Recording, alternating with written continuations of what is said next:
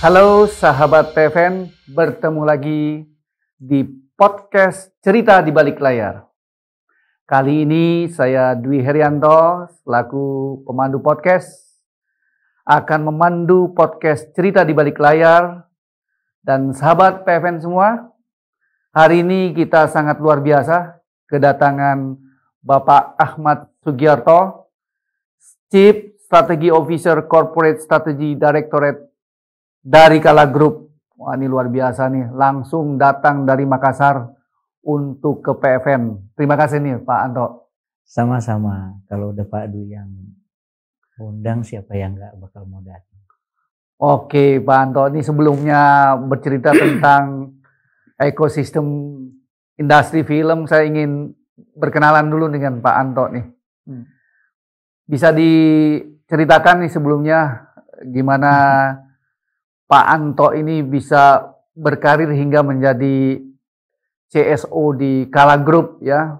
Mungkin agar para sahabat podcast PFN ini bisa mengetahui siapa Pak Anto. Ceritakan tentang perjalanan karir Pak Anto hingga sekarang. Silakan. Ya, makasih banyak Pak Dwi dan selamat Assalamualaikum warahmatullahi wabarakatuh. Bismillahirrahmanirrahim. Mohon izin. Jadi ini pertanyaannya luar biasa ini. Jadi kayaknya kita agak seumuran ya. Jadi kalau di pertanyaannya ada pengalaman, ya saya 3 dekade di Telkom. 3 dekade itu di perusahaan BUMN gitu kan. Nah sekarang hampir 2 tahun terakhir ini di swasta, kira-kira begitu. Jadi ya menarik lah ya, pasti banyak hal bisa kita pelajari, bagaimana kita bisa achieve, good story dan lain sebagainya, kira-kira gitu. Oke, kalau dilihat dari title-nya kan keren sekali nih ya, Chief Strategy Officer. Kira-kira apa sih yang dilakukan sebagai seorang CSO? Iya, oke. Sekarang tuh gini ya, sebenarnya dimanapun saat ini itu dinamika kita juga lagi menarik nih sekarang kan. Jadi inflasi tumbuh 0,88% dari 4% gitu ya, menjadi 4% maksudnya. Kemudian juga kontribusi daerah, kemudian pertumbuhan kontribusi ekonomi masing-masing dan seterusnya.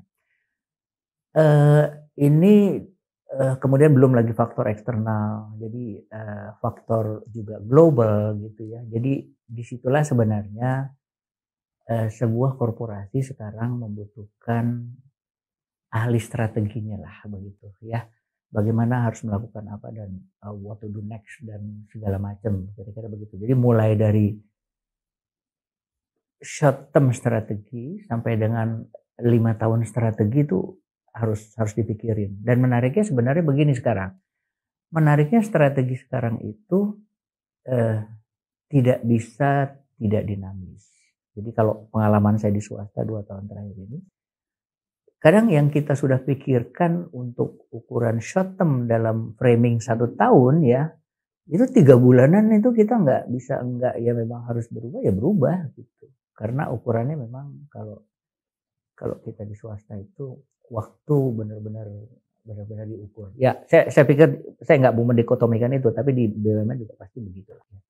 Yang jelas di situ peran kita untuk bisa bagaimana perusahaan bisa achieve terhadap industrinya, bahkan mungkin kita harus bisa menjadi inisiator di dalam industrinya, baik yang relevan ataupun yang irrelevan gitu ya. Jadi dinamika sekarang tuh luar biasa menurut saya. Jadi bahkan ada banyak beberapa perusahaan yang tadinya nggak ada CSO-nya, sekarang tiba-tiba mereka butuh CSO karena mereka harus bisa membuat skenario itu dan mereka harus well manage ya, mulai mantuman dan lain sebagainya begitu. Dan juga kalau tadi Pak Dwi sempat ngomong ekosistem, jangan lupa siapapun sekarang ini bagian dari sebuah evolusi disruption sebenarnya. Dan yang menarik lagi bahwa 2030 ada apa, Independent Day 2045, perubahan iklim dan lain sebagainya. Jadi dituntut kita untuk bisa berevolusi, getting better. Kira-kira begitu sementara. Wah, ini harus ditanya lebih dalam lagi nih. Kan Pak Anto nih kayaknya menulis buku juga nih ya. Sudah berapa buku nih tadi, tolong diceritakan ya bukunya apa saja. Dan saya lihat ada buku yang bagus tuh yang terkait dengan bagaimana strategi untuk kolaborasi, sinergi, dan ekosistem. Dan nanti tolong disentuh juga nih di industri perfilman, ekosistem yang kira-kira bisa membuat PFN bisa lebih maju lagi seperti apa nih. Silakan Pak Anto. Ya oke, makasih banyak. Ya ini teman-teman terus terang ini podcast ini tidak direncanakan. Tidak diskenariokan dan tidak ada persiapan sama sekali, semuanya instan ya, karena memang sekarang semuanya harus serba instan, tapi dia harus jadi jadi orang yang menginisiasi pertama, yang kalau saya sebutnya di kantor begini, should be impactful gitu. Jadi sesuatu yang harus memang punya impact besar, kira-kira latar belakang. Nah, kalau pertanyaannya buku, sebenarnya gini, ada ceritanya juga. Saya banyak belajar dari guru-guru saya, termasuk Pak Dwi juga nih. Pak Dwi juga kolega saya yang luar biasa. 2012 itu kita menulis dalam satu tim, judulnya Ekosistem untuk Indonesia tuh 2012. Waktu itu kebetulan saya megang salah satu divisi waktu itu multimedia. Lalu setelah itu buku keduanya tuh sebenarnya agak iseng-isengnya itu, tapi saya pikir ini relevan juga saya angkat. Kenapa? Kita tuh sebenarnya punya tower yang ada pada zamannya, pada waktu itu sebelum kemerdekaan RI, sebelum 1945. Jadi di situ banyak dekat kampus Telyu tuh. Di situ kalau kita lihat sebenarnya ada banyak peninggalan-peninggalan yang kita banyak juga mungkin di antara kita yang belum tahu. Nah, kita agak gali waktu itu, dan disitulah untuk pertama kalinya koneksi via transmisi dilakukan dari Indonesia, dari Bandung itu ke Den Haag gitu. Itu dua ceritanya banyak soal sejarah.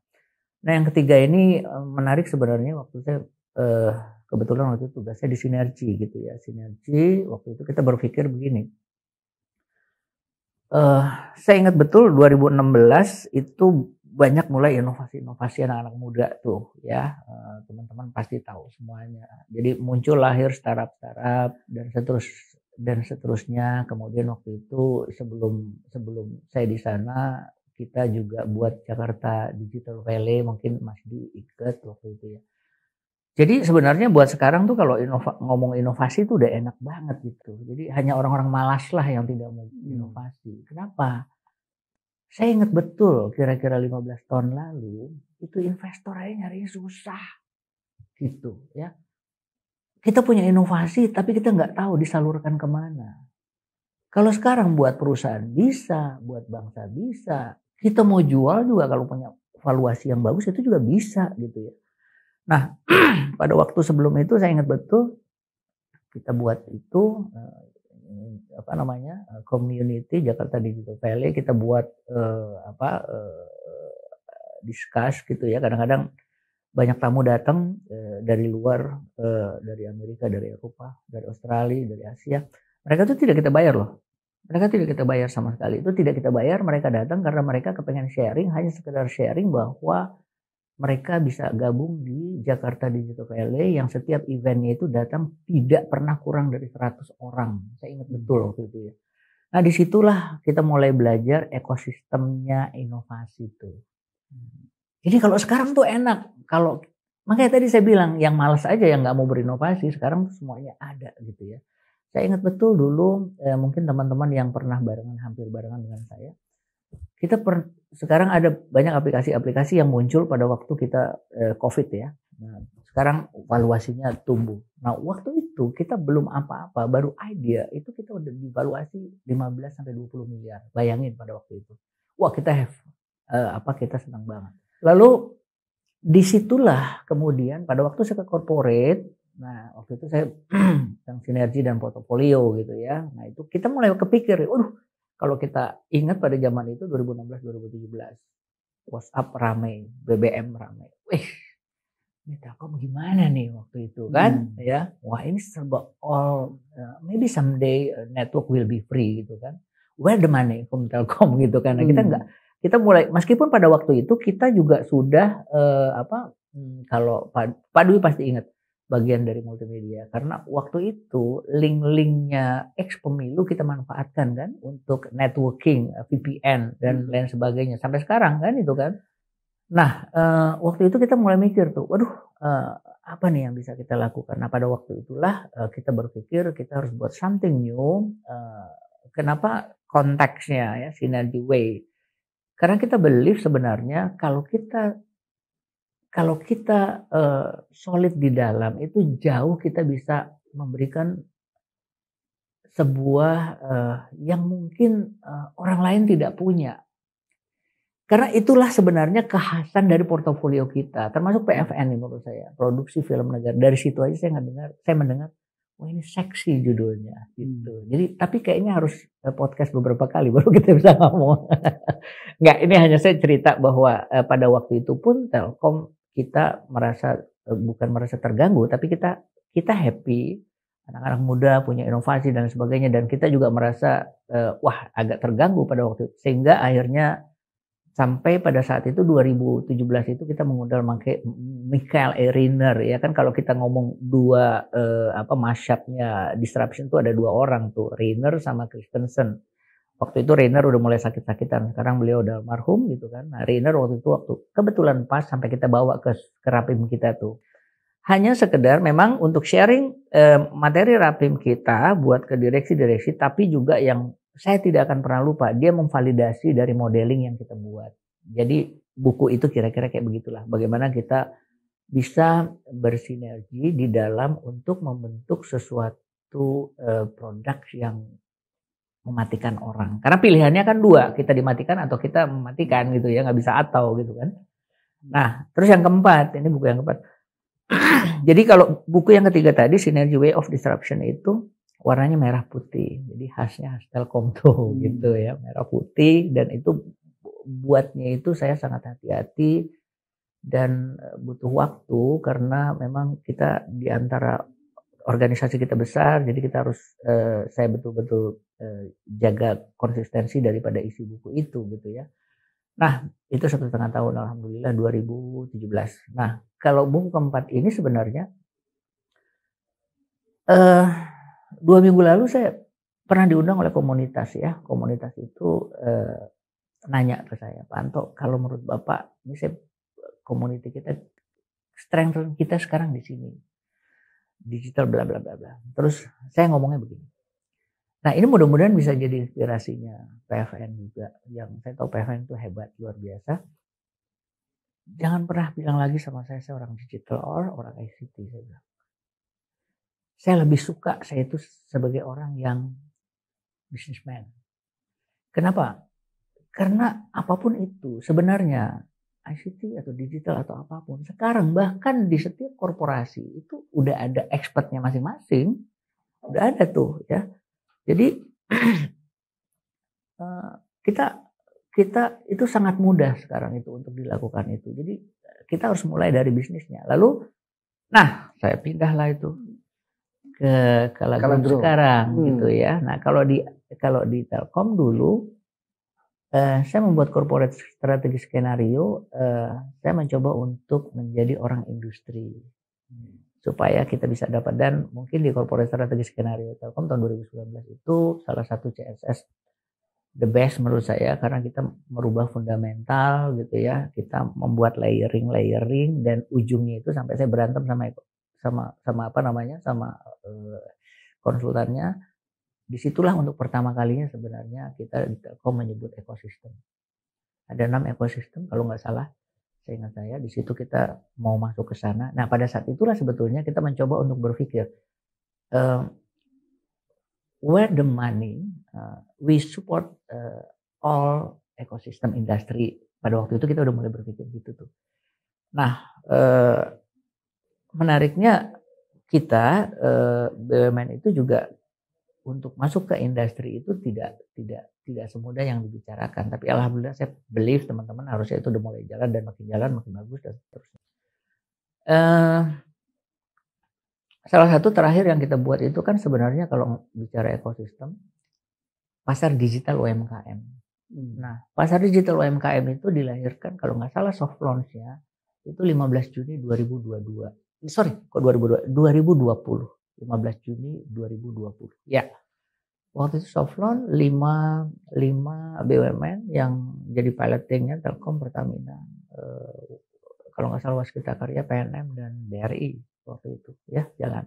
Alhamdulillah saya ikut senang. Sekarang itu jadi bagian kita untuk bisa membawa teman-teman UKM lebih baik lagi. Dan saya dengar kalau kita lihat dari story-nya kan 6 bulan sejak dari soft launching itu udah menghasilkan omset 13-14 triliun itu kan. Artinya PFN pun akan sangat dimungkinkan sepanjang kita bisa mendapatkan skeptisnya dan seterusnya gitu ya. Nah, yang keempat, yang terakhir itu bawaan ilmu yang saya banyak belajar di Telkom gitu udah terpatri di kepala kita gitu tentunya, ke bawah sebuah industri korporasi yang mempunyai vertikal industrinya banyak. Jadi yang dulu saya nggak dapatkan gitu ya, jadi saya dapatkan sekarang. 2022 kita buat 7 mega ekosistem, tahun ini kita buat 9 mega ekosistem. Nah, kalau tadi pertanyaannya bagaimana nih untuk ekosistemnya, kita bermula dari industri itu. Dari industri itu, jadi kalau lesson learn saya 2 tahun terakhir ini, yang menarik adalah banyak beberapa teori yang cukup lama kembali lagi hits lagi. Itu yang saya suka. Yang pertama itu saya mulai dari hati dulu ya. Mulai dari hati. Kenapa dari hati? Saya believe setiap karyawan itu pasti akan sangat impactful buat perusahaan bila kita bisa menyatu dalam sebuah culture membawa perusahaan itu. Ada teori reaction action Martin Fishbein. Itu saya favorit sekali tuh dengan teori itu.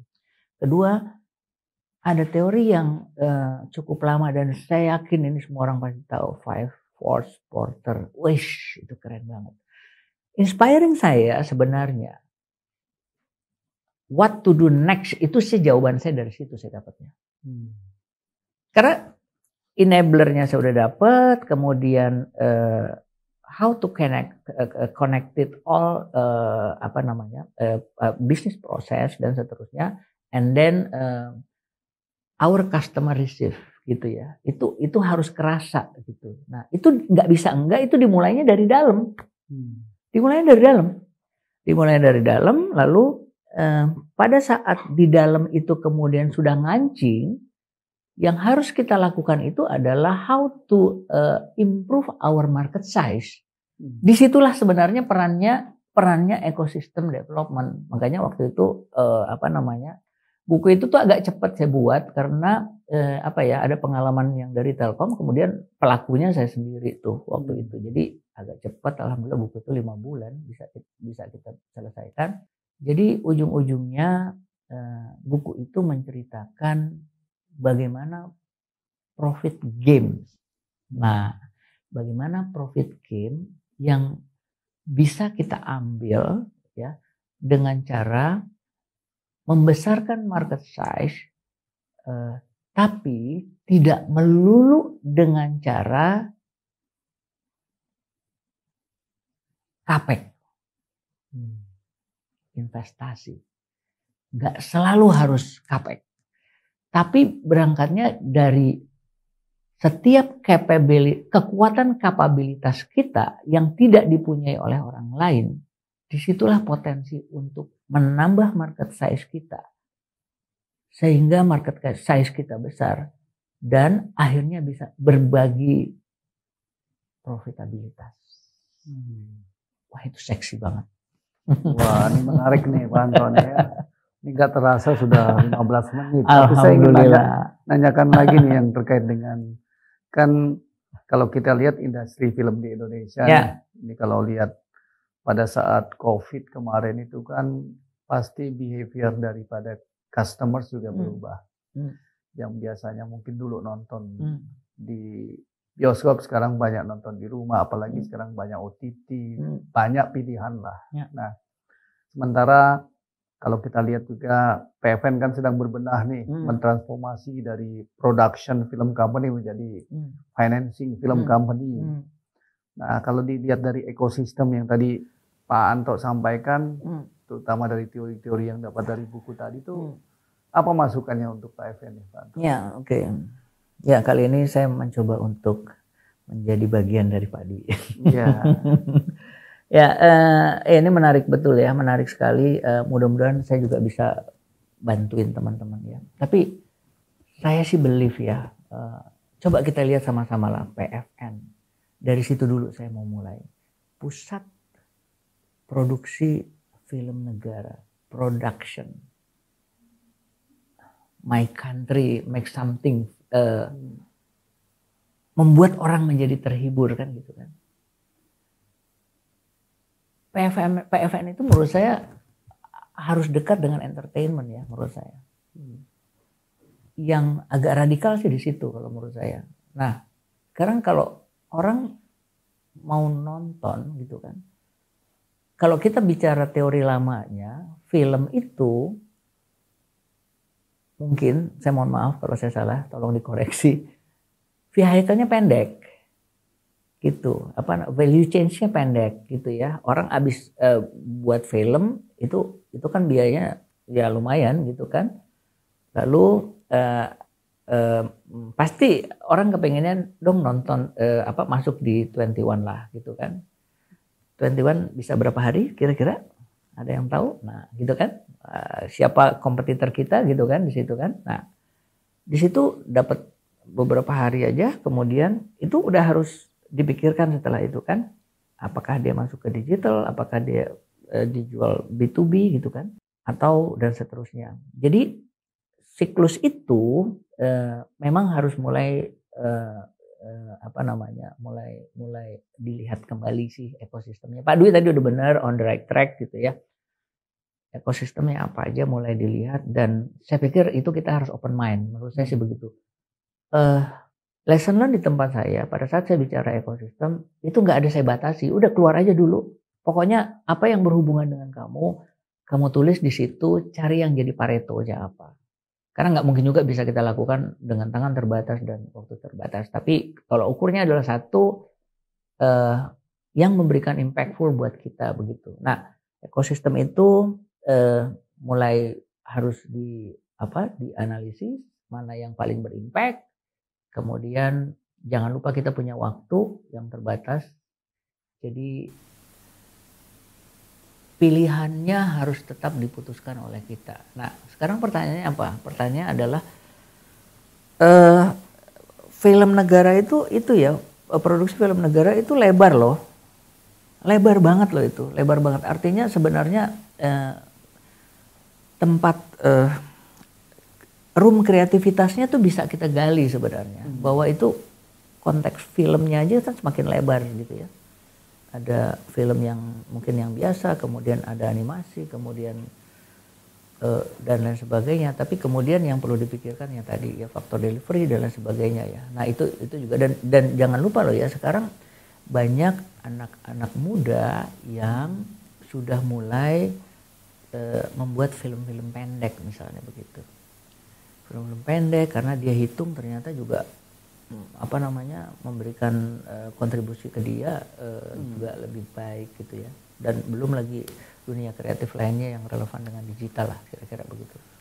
Waduh, memang kalau bicara film nih Pak Anto dan ekosistem, waktunya nih bisa panjang kali lebar nih ya. Betul. Dan ini di penghujung akhir acara ya mungkin ada pesan dan kesannya untuk PFN ataupun sahabat muda di sana di luar sana terkait dengan bagaimana mengembangkan ekosistem dengan inovasi juga ya, biar memberikan motivasi nih Pak Anto, silakan. Ya,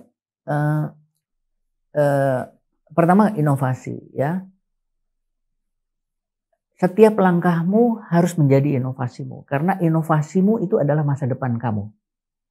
Itu kalau inovasi. Bahkan saya kalau di daerah suka ngomong, kalau sharing di kampus saya bilang kampus itu harus jadi inkubator nasional. Apapun itu inovasinya. Karena tadi Pak Dewi ngomong inovasi. Sekarang buat PFN. PFN harus jadi playgroundnya film Indonesia. Apapun itu film. Oke, wah aplaus dulu nih buat Pak Anto nih. Terima kasih. Jadi wah tepukannya banyak sekali nih, yang nonton banyak sekali. Lakukan inovasi, setiap langkahmu adalah inovasi dan inovasi adalah masa depan. Luar biasa. Baik sahabat PFN, cerita di balik layar kali ini menampilkan sosok yang memang luar biasa dan tentunya nanti mudah-mudahan kalau datang lagi ke PFN dari Makassar bisa mengisi di podcast PFN. Amin. Dan sukses. Mudah-mudahan apa yang tadi disampaikan Pak Anto bahwa PFN bisa great again, ini bisa terwujud ya Pak Anto ya. Amin. Dan terima kasih nih Pak Anto sudah mampir ya, ini juga nggak direncanakan, mau lihat roomnya. Ini podcastnya PFN kerjasama dengan Fit2 Indonesia. Jadi di sini ruangannya sangat representatif lah untuk kita melakukan podcast. Mudah-mudahan nanti para sahabat PFN cerita di balik layar dan para pemirsa kalau mau menggunakan lokasi podcast dipersilakan untuk ke PFN. Sekali lagi terima kasih Pak Anto atas kedatangannya di podcast PFN yang merupakan kolaborasi antara PFN dengan Fit2 Indonesia. Sampai jumpa lagi.